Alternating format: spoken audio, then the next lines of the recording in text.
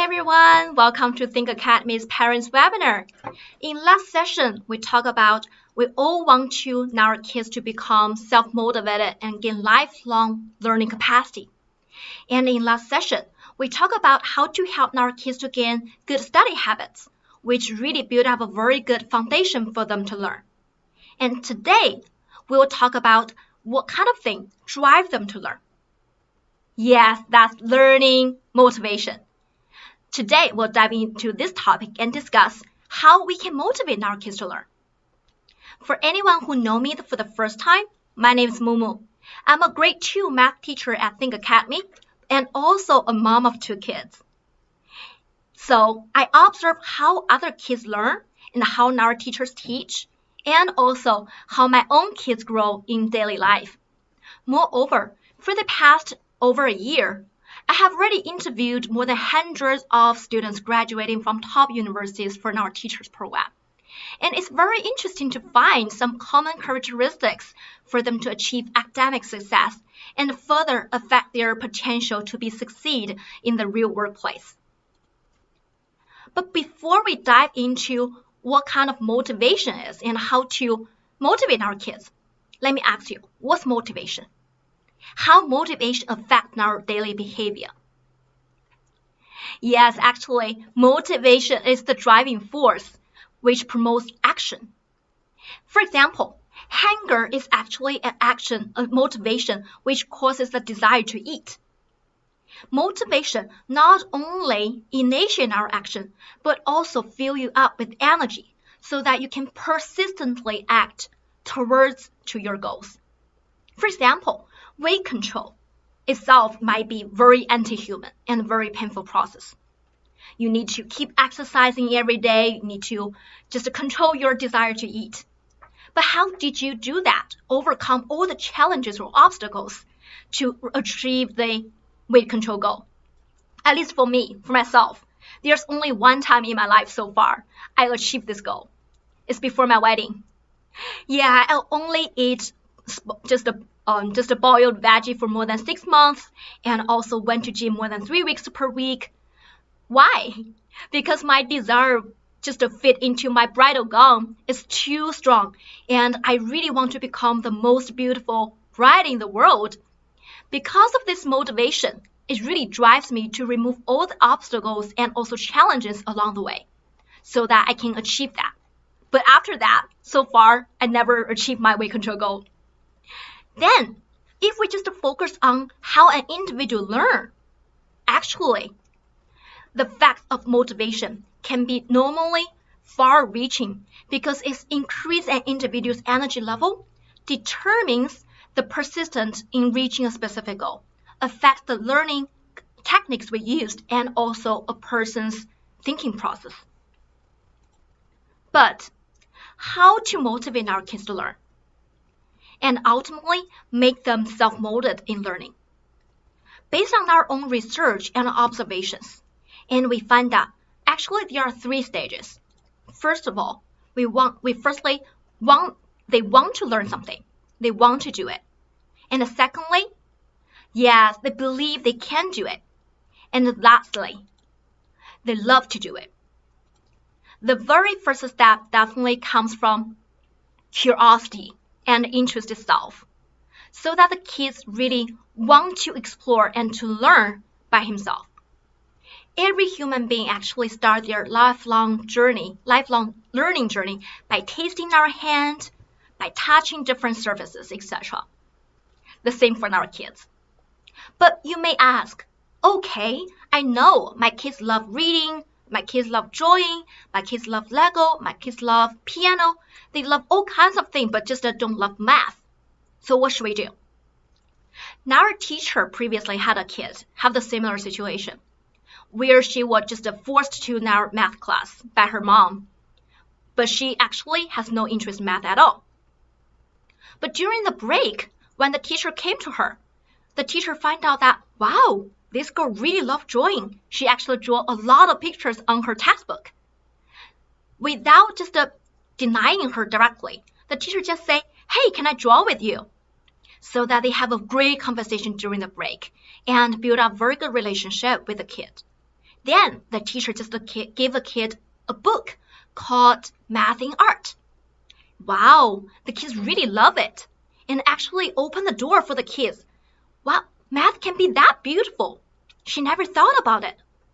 Not only for that, during the class, the teacher often asked this little girl to go on the stage to help drawing graphics during the geometry class, so that the kids not only can engage in the class, but also can bring value to the class and let all the people know that, oh, she's good at drawing. She's also good at math. So later on, after several semesters, this girl not only become super interested in math, but also get much better performance in math as well. And finally even got promoted into the highest level math class. She told her math teacher she wants to be the mathematician who can also draw the best in the world. So, from previous example, how should we arouse the kids' learning interest? There are several things. First of all, we need to find out what our kids really interested in. It's not our kids' nature to love watching TVs, cartoons, playing video games, reading different storybooks, or definitely playing. This is nature. As long as, actually, there's no bad interest or good interest. As long as our kids have something in reading, or just, for example, if they love reading, it doesn't matter if they love to read storybook, or historic book, or scientific book. As long as they love to read, we need to help them to develop this kind of interest. Now our job is actually try to find out in our kids what they are really interested in.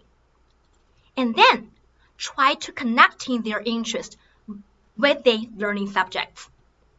Why we design our textbook with different graphic or cartoons like this? And why our teacher wire cosplay the superhero to teach? And why we just incorporate the video cartoons into our class? Because we just want to adapt into our kids' interest so that we can better engage with them and also attract their attentions. And thirdly, we can always demonstrate the charm and the beauty of the math or the knowledge. In general, in previous example, we know that how the teacher just aroused the kids' interest. Yes, she gave her a book, which is just actually shows the relationship with math and art, so that the kids know, wow, math can be that beautiful, like this, like this, like this picture, and this one as well. And also, we can connect math with their daily life as well, and showing that they can be used as a lighting up strategy, or it can be found in our favorite cartoons like this. So, to summarize, how to arouse kids' interest in learning? Yes, first of all, we need to find out their interest.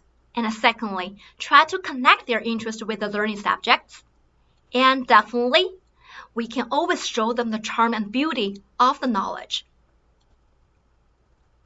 However, although our kids are interested in some certain different subjects, but their interest actually can disappear in a flash, just as the very beautiful fireworks. There's nothing they can really stick to. So, because they may feel that, okay, I'm so lazy, I just don't want to do it. Or I'm too tired to read, or this question is too hard for me to solve. So they just give us so easily and very easily to lose track and lose interest in some certain subject. What should we do? So actually, besides they want to do it, another thing we also need to make sure is that our kids also can do it, which is also called confidence. If they feel like there's something that they can achieve, they can definitely do it, which is within their comfort zone. Sometimes, even though their interest level is decreased, they still want to do it. Because actually the cost is super low, but they can easily gain teachers' appreciation, or sometimes just simply avoid parents' complaints. But how to make sure, how to develop our kids' self-confidence and make our kids confident and believe they can do it? By constant and positive feedback. Think about it. What's your last time to appraise your own kids? You can definitely raise your hand or just think about it. Like, well done, good job. Wow, you can just finish this super difficult question by yourself. Just think about it. Yesterday, or several days ago, or maybe a long time ago. Now our teacher Hao actually previously has a student. From a little girl who has no interest in math and with just average math scores, but now has gradually become a math enthusiast who loves to take all kinds of math questions and math classes. But how? At the very beginning, she joined our daily math challenge. But definitely not she joined. Actually, her mom asked her to join it. But soon she found out that every single day, as long as she can submit her assignment on time, Teacher Hao will give him all kinds of encouragement and also all kinds of praise. She really enjoyed the feeling of being appraised, so she just worked even harder every day to make sure that she submit her answer on time. And sometimes even spend more time to solve hard problems. Later on, she just found out, wow, math is not that difficult. She can actually solve most of the math questions by herself. So, which gradually built her self-confidence in math. And right now, she just wants to take more challenges in math and enrolled all kinds of different math classes right now. So you can see, it's very easy to develop self-confidence, right? Just by providing positive feedbacks, continuous praise, recognitions, and support. And we can change a kid from I cannot do it into yes, I can do it. But definitely, when you praise your kids, there are some techniques to do it. It's quite a skillful job. First, yes, focus on their behavior, but not the intelligence. Instead of saying, hey, David, you're so smart, we can also say, hey, David, it's really a great way to think about it. Wow, just list out all the options one by one in an order. See? So that we can always encourage, because we want to encourage our kids with certain behavior. Don't attribute their success to something that they cannot change. Secondly, we can always recognize the process, but not the final results. Let's say your kids just finished a test and come back home with a score. What's your question? What's your first question to ask your kids? Would you just ask him, oh, what's your score? Or just say, how did you feel about the test? Is it hard or easy? Or just say, hey, what did you learn from this score, from this test? Yes, because when kids are learning and when they gradually learn something one by one, we just want to more focus on their behavior and also the process, how they learn and how they feel, but not the specific test score from one single test. So next time, when your kids come back just with a test score, you can always ask her, oh, how did you feel? What did you learn from this test? That's the most important thing. Actually, building a kid's confidence is not that hard, but really takes time and needs patience. However, destroy a kid's self-confidence can be instant. During our online class, all our teachers actually can see and hear all the kids. Sometimes parents and kids don't know. They think that they just mute themselves or just shut down their camera, but actually tell you the secret. All our teachers can see that and can hear everything. So sometimes we often hear parents yelling with their kids, why you're so stupid? I already know the answer, but you still cannot solve it, such a simple question. I know it's actually super hard for our parents to be patient, because I'm a parent as well. Whenever I saw my kids just counting 4 plus 3, still using their fingers, yes, believe me, I also need to control my temper. But it's always our job to control ourselves and give our kids the best environment to build confidence. That's also why most of the time parents usually cannot teach their kids by themselves. At Think Academy, one of the very basic teachers training is not to deny our kids, That's the basic things we need to learn as a teacher. By guide how to do this if the kids just give you a wrong answer in the class. By never say, no, you're wrong. Try not to say that. In another way, what should we say? Yes, in another way, all the teachers, we can do it. Okay, can you tell me? Wow, it's a really good way. Can you tell me how did you think? And then the kids may tell you step by step. And now, when they try to tell you and explain their thought process one by one, wow, actually, the kids himself will easily find out where they got wrong. So in this way, they not only can know where they got wrong very easily and very, very deeply, but also you never deny them and protect their little confidence and also self-esteem. Yes, so we just talk about how to rouse kids' interest and also develop their self-confidence. Actually, it's relatively easy to trigger their interest as long as we find the right techniques, as long as we try to connect with their interest with something, knowledge, or just other learning topics. However, in the meanwhile, we know that self-confidence actually can be developed as well by constantly positive feedback. It's something that we still can control ourselves and try to provide as more as we can. And once they believe that they can do it, and learning becomes something within their comfort zone, and the kids will do it by themselves, although their interest level decreases. However, the sense of achievement, only this one sense of achievement can be the long-lasting power of motivation. Why? Think about this. Interest is now actually the starting point, which triggers our action.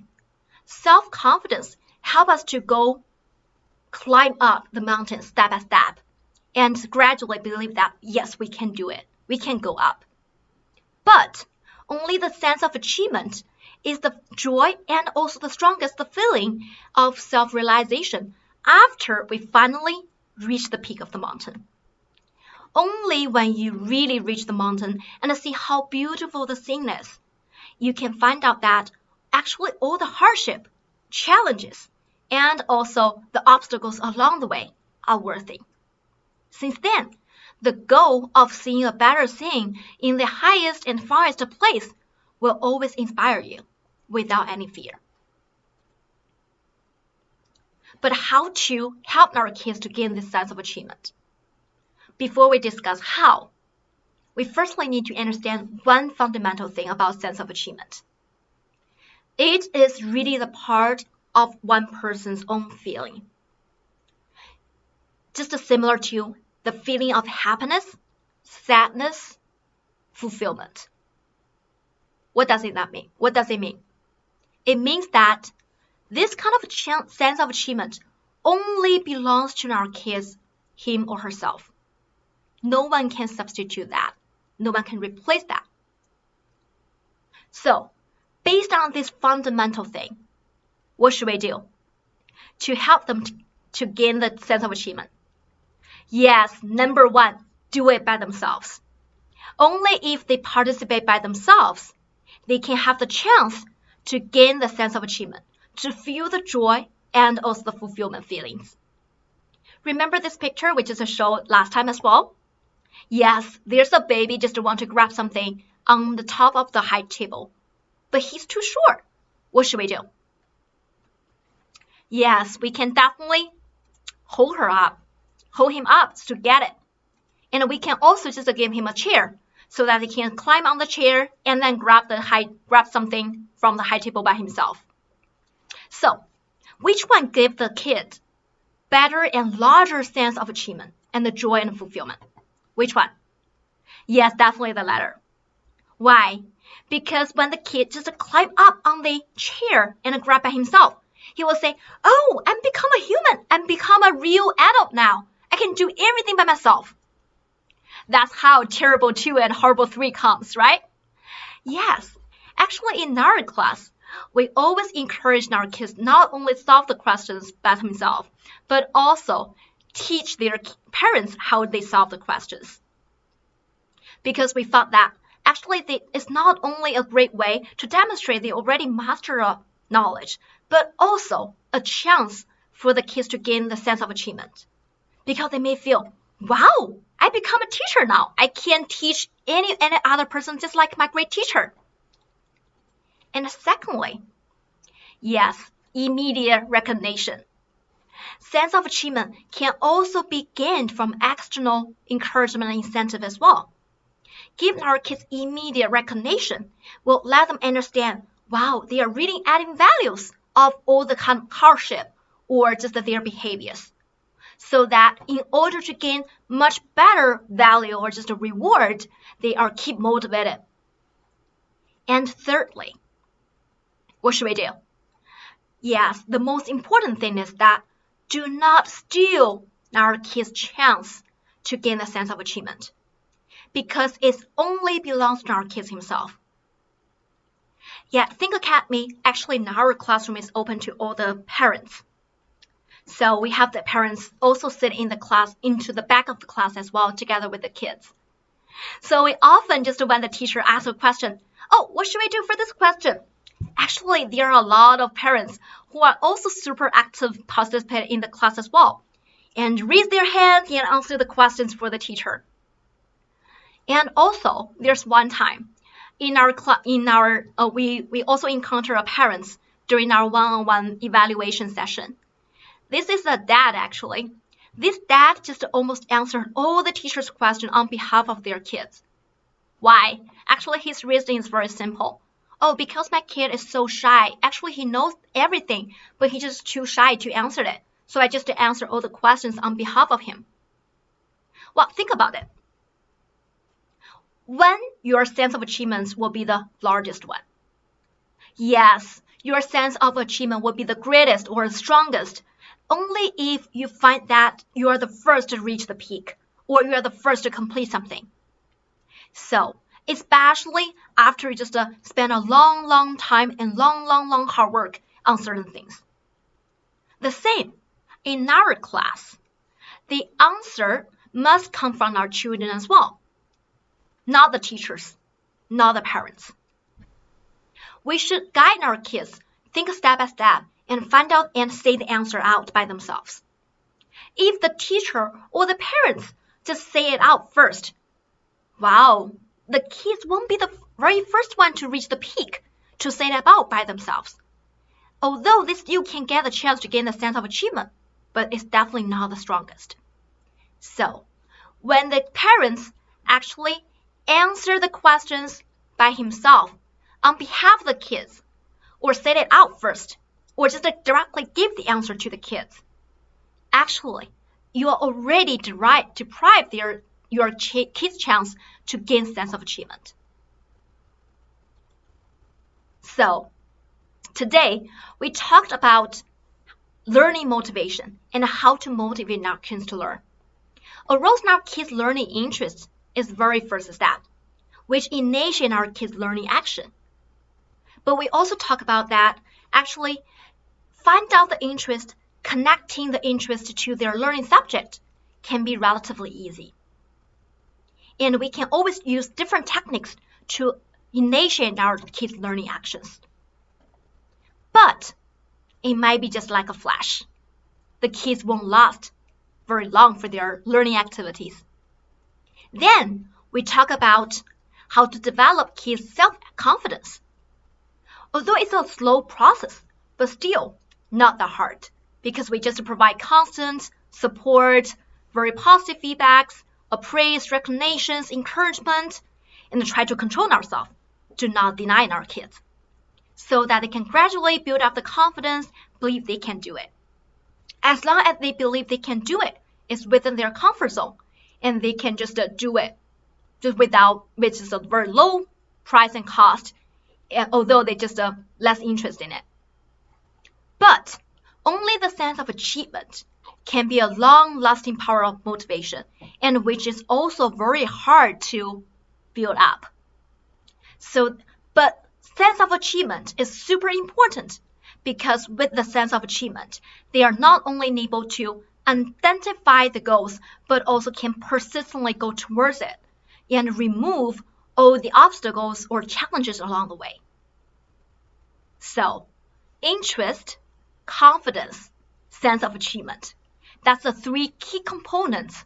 But the ultimate thing for us to do is try to provide the chance for the kids to gain the sense of achievement. Motivation energizes, directs, and sustains our kids' learning behaviors. Also, we can summarize something from our parents as well. What's the parents' tip for today? Yes, number one, be patient. Always remember, love is kind, love is patience.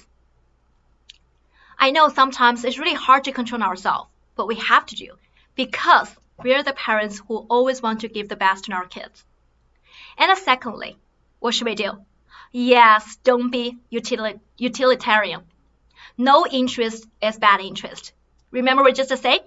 Yes. Oh, I know that some of you may know our grade 5 teacher, Hao. Actually, Hao was the world top 100 person for Dota 2, which is a very famous esport. Can you see this hobby a good thing or bad thing? This interest a good or bad? Well, it doesn't matter. Teacher Hao will still be a very super excellent person. So, and number 3, don't deny your kids. Instead, whenever you want to deny your kids, always try to control yourself. Take a deep breath, and then try to use some other words. You can always just guide your kids step by step and ask them to answer the simple questions.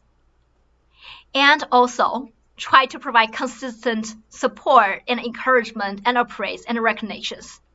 That one, everyone, we need to learn every single day. Try to appraise your kids at least 3 times per day. And then gradually, you will find that, oh, you already have this habit to praise your kids. And the last one, don't directly give your kids answers. Don't steal our kids' sense of achievement. Change another way. Try to guide them. Yes, never directly. So next time when you sit together to guide your kids to study or just accompany him to study, and whenever they just say, hey mom, I don't know what's the answer, don't give the answers for them. Try to just work together with him, step by step. Okay, if you cannot do 30 minus 18, what should we do? Just have a form, like vertical form, and then we start firstly from 0 minus 8. Use this way, step by step, 1, 2, 3. If the kids cannot answer directly from 32 minus 18, at least the kids can answer 10 minus 8. So we can use that way to simplify the process to guide our kids to say the answer. Never steal the chance of achievement from the kids. Okay, so that's all we learned today, and that's all for today's sharing. And if you want to know how to improve your kids and learning habits and how to motivate your kids to learn, you can always schedule a one-on-one free evaluation session with us. Think Academy is definitely always with you and with your kid as well. Next time, we will talk about EMC 8. And what's EMC 8? How we can prepare for that, and what's the meaning for that? And how we can just better prepare our kids along the college entry with the EMC 8. That's kind of the topic we will share 2 weeks later at the same time, Sunday, 28th at 4 p.m. Pacific time. And you can also click subscribe button on YouTube channel. Yes, just click that button so that you can subscribe to our Think Academy channel. Next time, you won't miss any great contents from Think Academy. Looking forward to meet you again 2 weeks later. Remember that. Okay, so let's always grow together with our kids with love. Thank you. That's all for today. Bye-bye.